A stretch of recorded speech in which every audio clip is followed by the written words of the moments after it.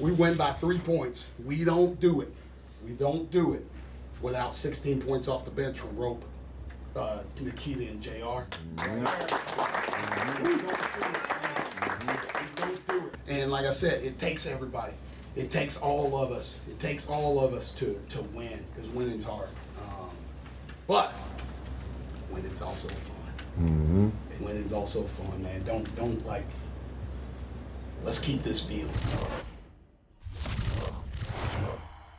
Like that attitude right there. It's keeping the feeling. Coach got his green on, got a big W last night. Micah Shrewsberry joins us. Coach, good seeing you again. That was a gutty win last night. And again, your team's playing good basketball and seems to have turned the corner. But as you pointed out, it takes all men on deck, right? And this is one of those things you get to this time of the year, you can't feel sorry for yourself. You got to go play.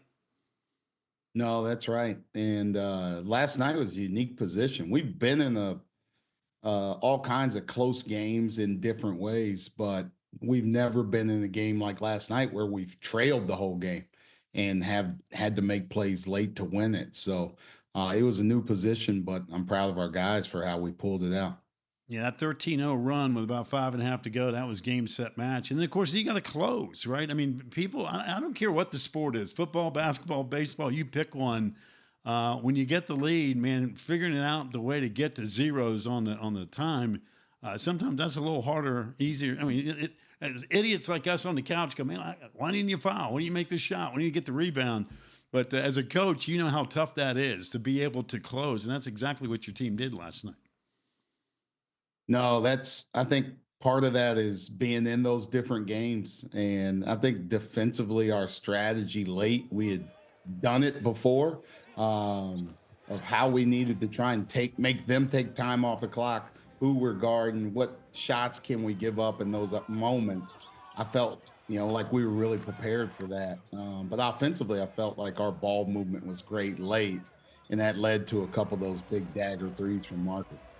All right, there's number 3 right there. We were just talking during the break. Man, getting him back, it's a totally different animal. And I mean, the guy is such a dynamic playmaker, and good stuff just seems to happen when the ball's in his hand. How important is he? And I'm not even talking about from a scoring perspective, Coach, but just from a leadership perspective, coach on the floor, that mentality. What's he like to coach? You know what? He's fun to coach, man, because he has great energy and he gives off great energy to his teammates. And he's learning now as year two has gone on how people are guarding him, what the situation is, what it calls for. And you can see him start to read the game, start to read defenses, set himself up, set his teammates up. And he's doing it all efficiently right now. That was going to be my follow up with you because, people have gotten tape of him, and that's when you really find out a guy who was going to be a player. It's like all of a sudden people go, all right, we've seen enough of this. Three's not going to beat us tonight, but doggone it, man. Every time you guys play, you look at the box score, he's just lighting things up. He is this league's loaded with really great guards, but he is just a dynamic playmaker. He is fun to watch. I think his ability to get into the paint off the dribble and attack you in a bunch of different ways, whether he's getting all the way to the rim, whether he's shooting pull-ups.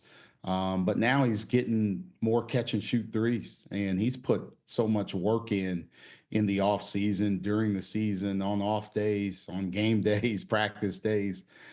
He's shooting the ball great. He's taking great shots, and guys are looking for him. He's getting more of those opportunities. And now when you have to close out and be all the way into his airspace, now he's really able to attack you more off the dribble. Tay Davis has had a really good year, and the fact that he had an off night, if you will, for him from a scoring perspective, we just played the clip. You talked about all the points you got off the bench. How about the impact he has had? I mean, every team that I know of that's got a pulse normally can have 2 or 3 good scores. When he's on and your son's rocking and Marcus is rocking and rolling, you guys are going to be a problem for a lot of folks down the road. But Tay Davis had a really good year. Tay's had a really good year. He has improved in kind of every area of his game. And, he's a tough matchup because he can face the basket, handle the ball, can get by people off the dribble. He can post smaller guards. He's making good decisions in pick and rolls. So he does it in a lot of different ways, and just been a consistent force, right? Like, he didn't have a great night last night. Other guys picked it up for him, but he's been just a workhorse for us each and every night. You guys have won 3 of 4. It feels now that you've kind of got relatively healthy, that you're playing your best basketball at the right time. Does it feel that way from your perspective? I know that you're always worrying about, hey, we got to work on X, Y, and Z. But from an outsider's perspective, just watching you guys each and every night, it feels like you're starting to peak at the right time. Yeah, you start the year and you have a plan for what you want to do and who you want to be as a team, and um, then you lose Marcus, right? And we lose him for a long stretch, so we have to adjust how we're playing, what we're doing, and then you get him back and you have to readjust again, because while he was gone, Tay scored more, Braden scored more, Alaco's production and minutes and how he played went up. Then we had to reshift to having Marcus back and guys now find their roles again of who they're going to be. And I think we've kind of settled into it now, and we can still get better, and we're working to get better, but we feel like we're pretty comfortable with everybody's role and how we're going to try and finish this season. As far as the league goes, Coach, I mean, you guys are in this interesting spot because you're sitting there from a where you are in the roster and everything else in the lineup standings. The rest of the year, when I go down that schedule, and again, this is what I do and you don't, and that's why you're probably going to look at me going, Pack, what are you talking about? At Miami, at Florida State, again, they play tonight. You got Virginia Tech, BC. Those are all, to me, manageable games. Those are games that if you play well, you got to figure, hey, we got a pretty good shot at going on a pretty good run here. Again, you've won 3 of 4. Louisville's playing lights out. SMU's been a terrific addition to the league. We're going to talk to Jeff Capel here in about 10 minutes. They had a great win last night. Clemson's playing great. Wake's going to be a great challenge. And, of course, you got the boys on the Bay Area on the West Coast. It seems like that's a manageable schedule moving forward to have tons of momentum rolling into March. Yeah, for us, it's not coach speak. It really is like we have to focus one day at a time, right? Who's next? I told our guys after we won last night, like our next game Saturday is our Super Bowl. Every single game is for us. And whatever's right in front of us, we have to focus on that because, I think we can be a good team, but we're still a young team and we're still trying to find our way. We're still trying to show maturity from game to game. So we can't look ahead. We can't look behind us. Our focus is on what's next. And, that's playing Miami Saturday. As far as this team goes, now that you got everybody for the most part healthy, what are the areas of concern moving forward? I mean, we get to this time of the year, everybody's beat up, tired. I mean, it's a grind. I mean, you get to the end of January, I don't care if you're ranked number 1 in the country or you're sitting there trying to win your first game. It's tough. People are tired. So what becomes the priority for you in this club moving forward? I think really starting after the Syracuse game in our bye week leading into Virginia, we just talked about trying to reset, especially defensively, and what we needed to do to try and win games on that end of the floor.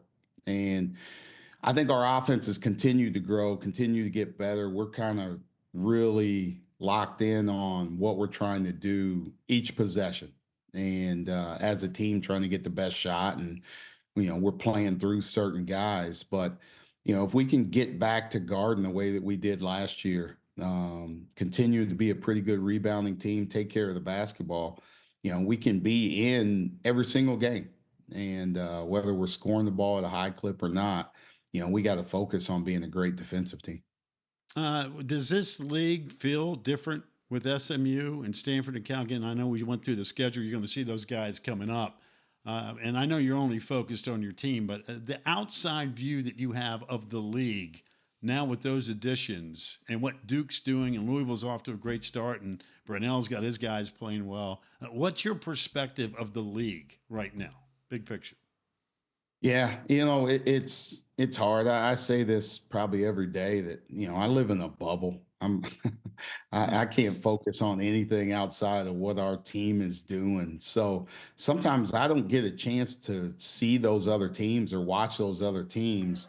But I know how good of a coach that Kyle Smith is, and Andy Enfield and Mark Madsen, and what they've brought, and the quality of basketball that they've added to this league. And I got so much respect for the coaches in this league that, like, each of these games, um, they're tough games. They're hard games to win. Like, I think, last night I told our guys this is going to be a down to wire game against Georgia Tech, because I think Damon Stoudemire is one of the best, like, defensive mismatch, just kind of scheme kind of coaches that we have in the league, that he makes it hard for you each and every game. So there's a bunch of coaches like that make this tough, and we make it, tough on each other to try and, come out with victories.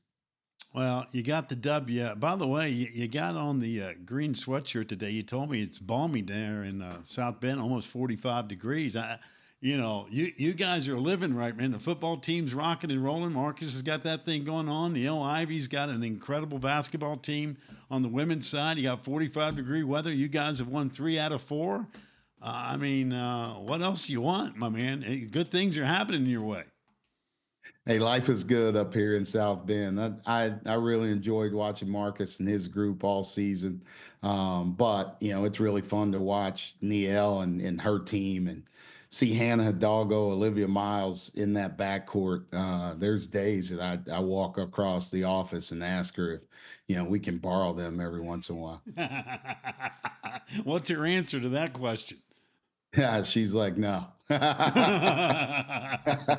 Know your role. That's exactly right. That's right. Listen, keep up the good work, man. Always enjoy having you on the program. It's good to see you guys playing well. Good to see Marcus Burton back doing his thing. He's such a dynamic playmaker. And best of luck against Miami and Florida State. You guys go down there, and from balmy South Bend to the balmy Sunshine State. We wish you the very best.